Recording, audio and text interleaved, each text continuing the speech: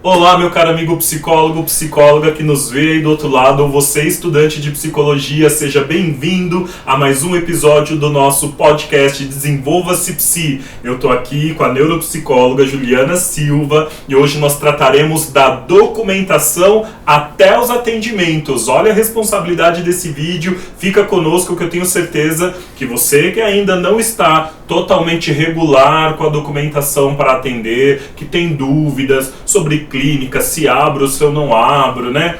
Como é que eu posso fazer os meus atendimentos de forma ética, legal e que possa, que me deixe tranquilo para que eu não tenha nenhum problema posteriormente.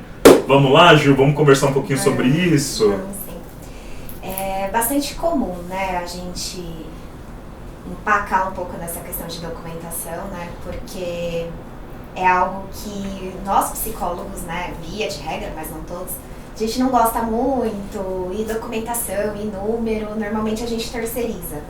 E nem, não sei, comigo na faculdade ninguém falou sobre isso. Também absolutamente nada de qual era a documentação, nem que tinha no site do CRP, nem nada. Nunca ninguém. Não, também. Foi um caminho trilhado sozinho mesmo. Eu também.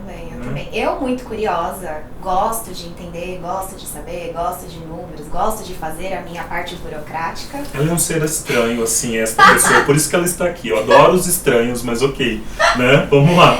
Eu gosto de entender o que está acontecendo, né? Eu não gosto de ser pega de surpresa. Acho que essa é a questão.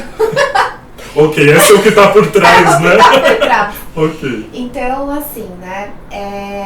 Esses dias atrás eu me deparei com uma colega perguntando sobre uma documentação. Não me recordo agora qual foi a angústia dela, mas que me acendeu uma luz, né? Eu falei, caramba, quantos psicólogos não estão nesse contexto de não saber exatamente, né? Acha que somente dar o recibo, mas eu faço o que com aquele recibo? Aquele recibo vai para onde, perfeito, né? Perfeito. Qual o imposto que incide sobre aquele recibo? Eu preciso me reportar a alguma contador ou não, né? Então eu acho muito interessante a gente pensar, por exemplo, esse ano a gente está nesse contexto de pandemia, né? 2020, muita gente no online. O fato de estar no online me coloca na condição de não precisar recolher imposto nenhum, ou questão. Só recolho uma vez que eu estou no contexto de consultório físico, né? Ainda que eu seja pessoa física e não jurídica. Eu estou no consultório de alguém, o consultório não é meu, a clínica não é minha, né? Eu alugo uma sala, como é que eu faço? Eu também tenho alguma obrigação aí jurídica que eu preciso cumprir? Tem essas outras questões também que envolvem. Então a gente pode pensar, né, nos dois cenários, né, pessoas física e jurídica, né? Inclusive somos, né, cada um de uma tribo aqui, de uma facção, né? Eu sou do físico, Perfeito. Você do jurídico, mas ambos recolhemos os nossos impostos. Perfeito, né? Perfeito. Então acho que o básico de tudo para os dois é o CRP ativo. Básico, né? Você não vai exercer sua profissão como psicólogo sem o seu CRP ativo. Okay. Exatamente. Uma coisa assim que eu acho que é o primeiro de tudo, talvez, é o INSS. Por quê? Muitos de nós trabalhamos como CLT em empresas e já fazemos o recolhimento ali, a empresa recolhe, mas a grande maioria não sabe que na função de autônomo a gente também precisa recolher, inclusive vai aparecer até num código diferente, né? E aí, o que você precisa fazer? Caso você não queira entrar em contato com um contador, você pode entrar no site do INSS, da Previdência Social, e fazer um cadastro, mas aí você vai precisar, inclusive agora nesse contexto de pandemia, precisa se orientar, mas você pode ir até o posto do INSS para concluir esse cadastro, né? Porque você vai recolher como autônomo, que é diferente de como a empresa recolhe no contexto CLT. Né? Então, acho importante a gente já começar por aí. Então, INSS, para quem pratica, exerce a profissão, ainda que eu seja registrado em alguma empresa, é obrigatório. E é importante também, gente, porque, olha, além da questão da aposentadoria, se acontece alguma coisa com você, você tem como receber um benefício. Né? Mesmo auxílio que você doença, né? Mesmo que você, e para quem é autônomo, que você, né, nós psicólogos, e qualquer outro autônomo tem uma fragilidade na profissão. Se você tem algum adoecimento, sofre um acidente e fica impossibilitado de trabalhar aí por mais de 15 dias, 30 dias, como é que você fica? Tá? Então ter esta segurança, né, pagar o INSS, mesmo que seja o mínimo e que você tenha um seguro à parte, eu tenho um seguro de vida à parte, por exemplo. Então, além de recolher o INSS, tem um seguro para autônomos, que você pode, se você tiver impossibilitado de trabalhar, aí cada seguro tem um contrato diferente. Alguns, se você tiver impossibilitado de trabalhar por mais de 15 dias, você tem ali como resgatar valores, mais de 30 dias você resgata valores. Aí você pode verificar com a sua seguradora, mas para quem é autônomo, talvez você seja aí muito jovenzinho e você não tenha essa preocupação, né, inicialmente. Quando eu era mais jovem, eu não tinha essa preocupação. Depois eu falei, putz, não é bem assim, né? A gente tá ali no auge da nossa força física e aí de repente a gente acha que tá naquela onipotência que nada vai nos acontecer. Nunca precisei usar, mas hoje, pai, né, casado, eu falo, putz, eu quero ter uma segurança para mim e para minha família. Então é importante se resguardar assim. Faz sentido? Isso? Sim, tem essa questão do seguro de vida, né? Tem a previdência privada, que você também pode contratar, né? Para não ser dependente só do INSS. Só do INSS, né?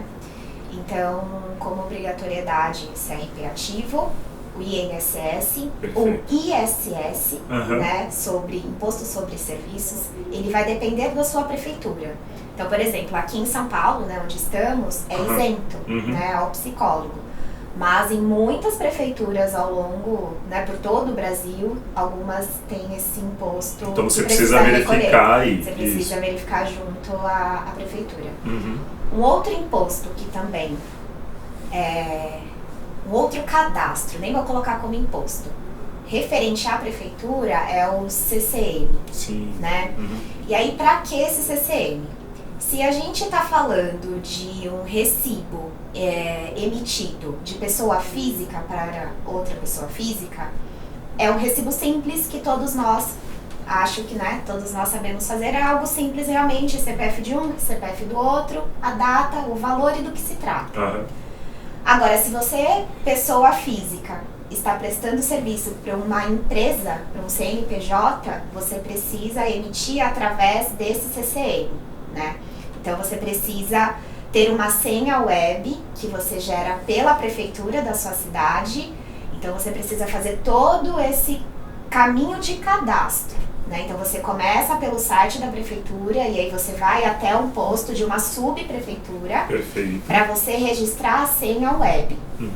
Então, você vai ter aquela nota fiscal paulista, nota fiscal paulistana, alguma coisa assim. Então, você vai entrar no site, vai colocar lá os seus dados e ali você vai colocar o CNPJ da empresa e vai emitir a nota. Foi isso, lembrei agora. Essa minha colega, ela tinha que emitir uma nota para uma pessoa PJ e ela se desesperou porque ela não tinha esse cadastro, ou melhor, ela tinha esse cadastro vinculado a uma MEI que ela tem aberta, que acho que também é um gargalo nosso, porque o psicólogo não pode ser MEI, né? Gente. Qualquer atividade intelectual não se enquadra no MEI. Microempreendedor individual, tá? Para quem não sabe o que é MEI. Então, pensei junto com ela, né? Achei melhor orientá-la para buscar um contador, mas eu entendo que você precisaria ter um outro tipo de cadastro, outro tipo de CCM, não vinculado ao MEI, né? E sim a você, pessoa física. Então, tem alguns pormenores aí, né? Que você precisa entender na condição de pessoa física. Ju, tem mais alguma coisa aí que o psicólogo precisa se preocupar para ele estar regular com seus atendimentos? Tem o Carnê-Leão, né, que diferente do imposto de renda, né, a mordida do leão anual, tem a mordida mensal do Carnê-Leão. Vamos lá, nós psicólogos não vamos fugir disso. Ele é obrigatório a todos os autônomos, né, a gente tem que recolher mês a mês. Então, você vai baixar um sistema, né, que você mesmo pode fazer. Você pode pedir uma orientação para um contador, mas não é difícil. Mas existem contadores que fazem esse lançamento, vai emitir uma DARF, né, que você vai pagar mensalmente. Mas você mesmo pode ir no site da Receita, baixar lá o aplicativo, ter no seu computador e você consegue emitir lá. Então você vai colocar todos os recibos, né, emitidos ali, e aí ele vai fazer um tipo de cálculo, que eu não sei qual é, de porcentagem, e você vai ter ali o X. O próprio programa faz o cálculo. Mas você também tem, nesse contexto, contas dedutíveis. Isso. Então você tem muita coisa que é dedutível, né? Então acho que uma grande questão do psicólogo mas eu só vou pagar e não vou ter nada em contrapartida. Uma das vantagens, né, que o Carnê-Leão ele se coloca nesse lugar de vantajoso é você ter a dedução do que você deixar tudo para o imposto de renda, porque você vai fazendo uma antecipação de imposto. Quando você paga mês a mês. E quando você paga uma vez por mês no imposto de renda, é diferente. Não uma vez por mês no imposto de renda, uma vez no por ano. Isso. No imposto de renda, você não deduziu nada, né? Você não falou pro leão, né? Eu tô te pagando isso, mas em contrapartida, eu gasto isso para manter o meu consultório aberto. Porque tem conta de luz, tem internet, o aluguel. Material de escritório, tem uma série de coisas que você consegue deduzir, né? E isso abate, e aí você faz mês a mês. E isso era uma coisa que até ano passado eu não sabia. Então eu pagava de uma vez aquela paulada. Eu já fiz tanto isso, já paguei uma fortuna, assim, né? Por não saber, pela falta de conhecimento. Por isso que a gente tá gravando esse vídeo. Olha, se você paga o Carnê-Leão e você faz essas deduções, fica muito mais barato.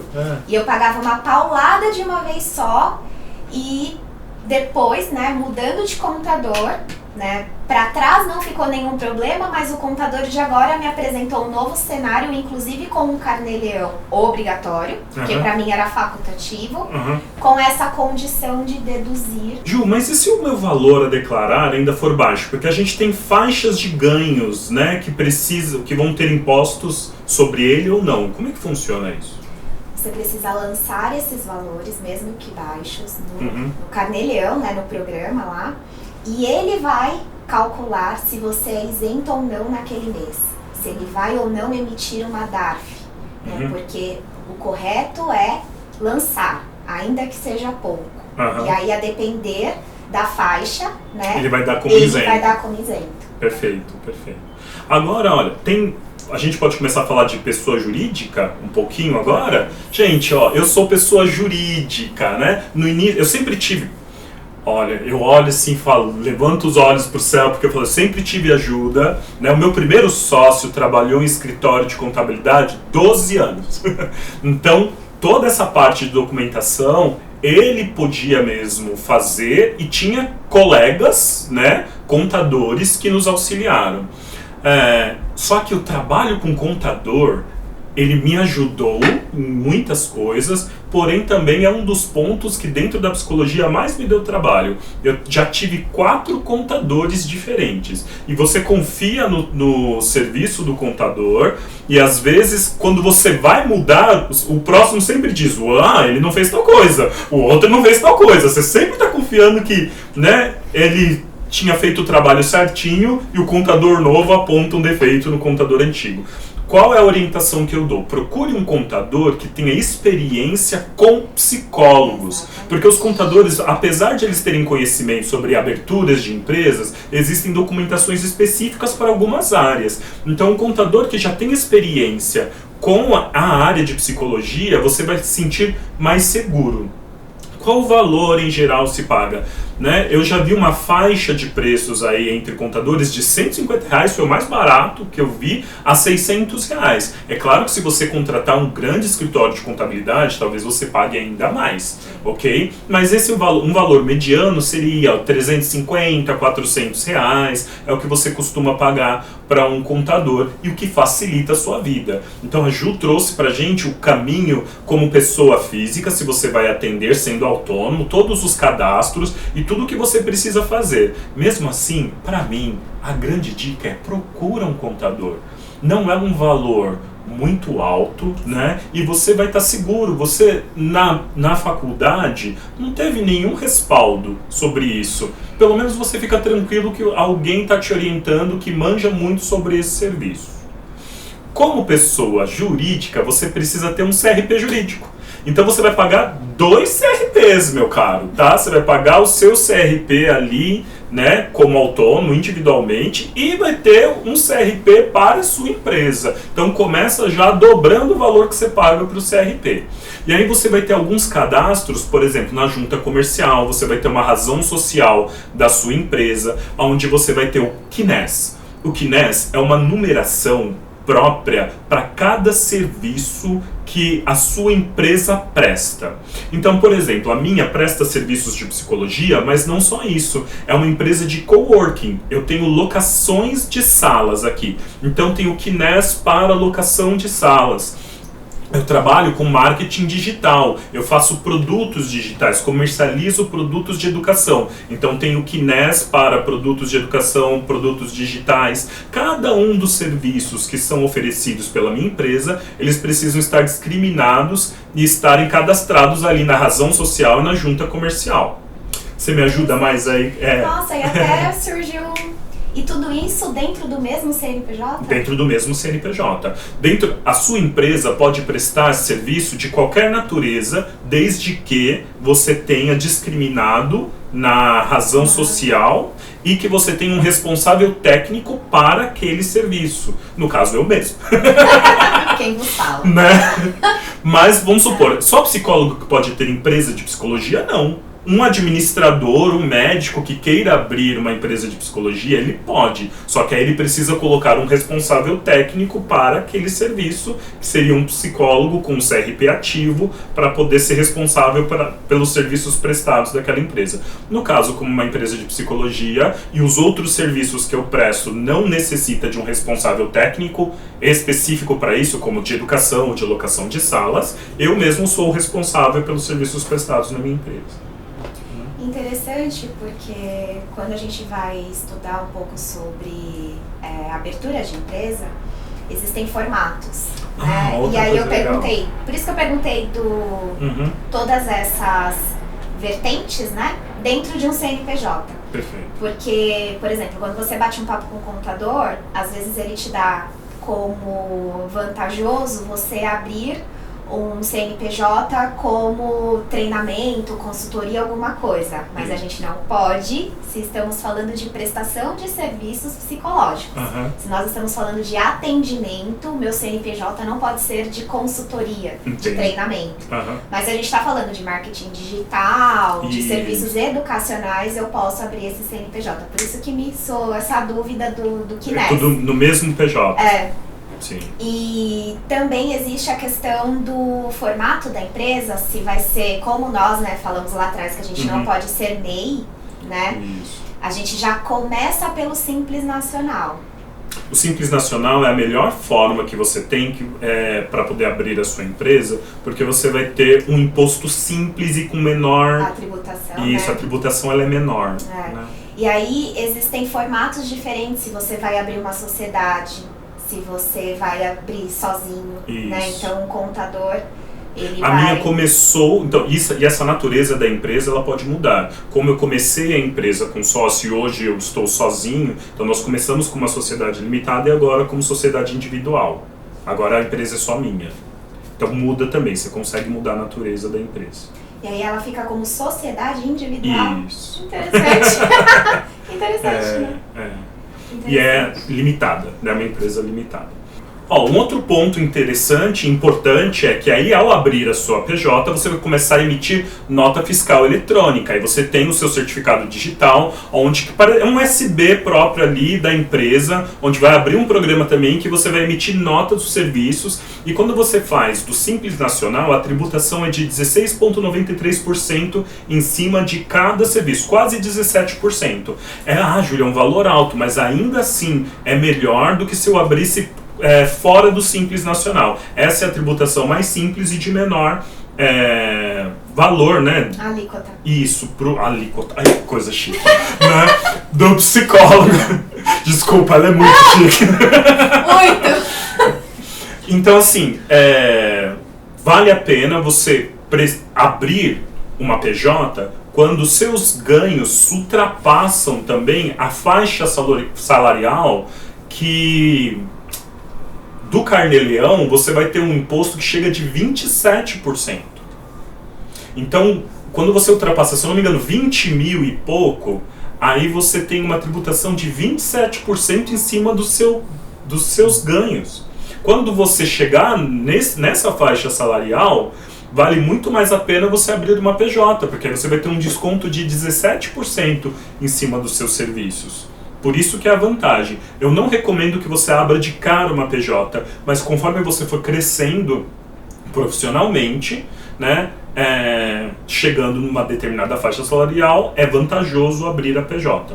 Outra vantagem da PJ, que nós escolhemos desde o início ser PJ, porque nós prestávamos serviços para empresas e que precisava da nota fiscal eletrônica e era vantajoso para a gente, que as escolas para as quais a gente prestava serviço exigia. Então, para a gente ter uma remuneração também melhor destas empresas, valia a pena abrir a PJ. Então depende dos seus contatos comerciais. Os seus contatos comerciais podem fazer com que você já desde de cara vale a pena abrir uma PJ, o que não é comum. Ju, eu falei da nota fiscal. Tem mais algum detalhe que a gente precisa, né, dizer ainda para os psicólogos sobre a documentação? Quanto aos recibos, né? Você, enquanto pessoa física, né, olhando inclusive para o nosso código de ética, que existe um artigo, a gente tem a obrigatoriedade de emitir. A pessoa pedindo ou não, a gente tem que lançar aquilo, tem que entrar na declaração, né? Então, assim, a gente não pode ter um tipo de fala que se a sessão for mais em conta, a gente não emite recibo. Na verdade, a gente precisa... tem que ser bem cuidadoso com isso. A gente precisa declarar de qualquer forma. E aí, a incidência de imposto, né, sobre o recibo de uma pessoa física é de 27,5%. E aí você falou que na sua empresa é de 17%, né? E aí, caramba, então o que vale a pena, né? Porque a nossa tendência nossa, ele paga menos imposto, eu vou ser pessoa jurídica de cara. Mas em compensação você tem todo um custo da empresa, começando pelo CRP jurídico, né? Você vai pagar 2 ao ano. Então você precisa realmente ter uma percepção de faturamento, que aí pega um pouco do nosso outro podcast, né? Quando abrir um consultório, a gente precisa sempre ter como norte o nosso faturamento, porque a gente precisa entender em qual faixa a gente se enquadra, né? Se a gente der um Google rapidinho no Simples Nacional, você vai entender que você vai ter um intervalo ali de faturamento. Então é muito importante você ter essa percepção para você nem abrir de cara uma empresa e também nem demorar para abrir, né, e estar sendo desvantajoso na incidência de impostos.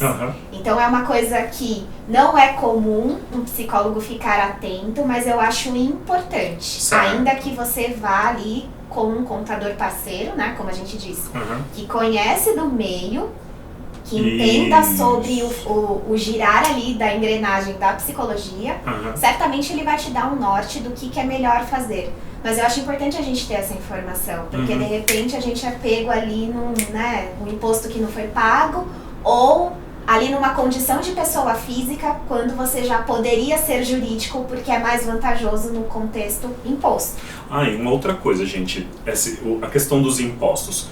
E na vida do autônomo, qualquer relação bancária, qualquer relação comercial de grande porte, você vai precisar comprovar a sua renda, tá? E a declaração do seu imposto é a única legal que você vai poder utilizar para poder ter crédito em banco, se você um dia quiser comprar a sua casa, se você quiser comprar o seu carro, se você quiser fazer uma negociação de grande porte, você precisa ter comprovação de renda. Então, né, além dessa parte legal de você estar cumprindo com o seu papel de cidadão, você tem outras vantagens dentro da nossa sociedade para você poder fazer uma declaração e estar regular com os seus compromissos aí jurídicos, né? Certa vez eu ouvi que imposto é o preço que adulto paga para dormir tranquilo. Então assim, né? a gente pode pensar uma série de coisas que vem aí implicando no contexto, né? Mas o governo não devolve, mas a gente não tem isso, não tem aquilo. Tudo a bem. gente briga da forma legal. A gente briga da forma legal, exatamente, né? Porque imagina você ter ali, nossa, então agora eu tenho ali guardado poupança, nananã, minha casa, você tem que comprovar de onde saiu. Não tá declarado. Isso vai ser um problema, né? E aí você vai ter que retomar todo esse dinheiro investido que não sei onde você investiu, e você vai ter que pagar imposto em cima daquilo. E pagar juros. Juros de imposto pra falar que você tinha. Então, assim, não é melhor já começar de um jeito mais tranquilo? Penso eu, né? Sim. Perfeito, perfeito. Gente, esse papo, espero que tenha ajudado muito vocês, porque olha, são informações riquíssimas que eu sei que não são ditas por aí. Nós psicólogos ficamos preocupados, né, com as crenças, com os pressupostos, com os esquemas. Nós nos preocupamos com a parte teórica e às vezes a gente é muito relapso com a parte jurídica. E a ideia desse vídeo é poder ajudar, colaborar com informação. Você pode perguntar, na medida do possível a gente vai responder, também daí uma ajuda para vocês. Se você tem alguma outra informação, compartilha conosco, né? Vamos construindo essa rede onde um ajuda o outro a poder crescer dentro da psicologia de uma forma regular, de uma forma que a gente possa ter até um posicionamento social diferente. Sim. Tá certo? Obrigado, viu, Ju, por toda essa competência. Por todo o seu conhecimento aí, né? Por ser essa pessoa estranha do bem. Brigadaço, gente. Até o próximo episódio. Tchau, tchau.